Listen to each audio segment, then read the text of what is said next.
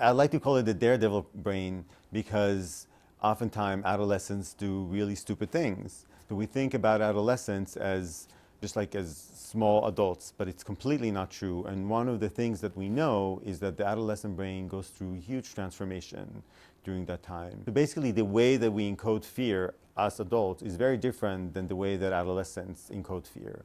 They really are basically fearless. In some states, adolescents are not allowed to drive together because there's been some studies that show that adolescent driving together, especially at night, is actually more dangerous than drunk driving. So I think there's something about the adolescents being together that really pushes the envelope. The daredevil brain, so it goes into even hyper mode when adolescents are in groups.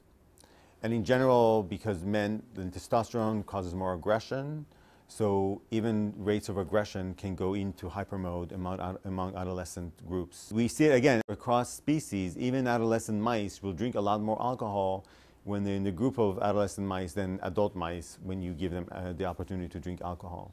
I like to sort of also think about a hopeful message because during adolescence you have that ability to soak in new experiences, to take chances, and sometimes these chances could be amazing. It's still very much influenced by guidance, although it cannot be oftentimes direct guidance because adolescents like to think that they know best.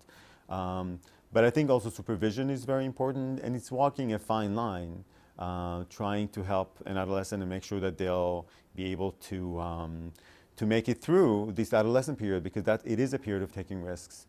You have a type of brain that they don't have. You can tell risks and you can sort of foresee risks much better than them. So, and that's what you're there for. So that would be my message.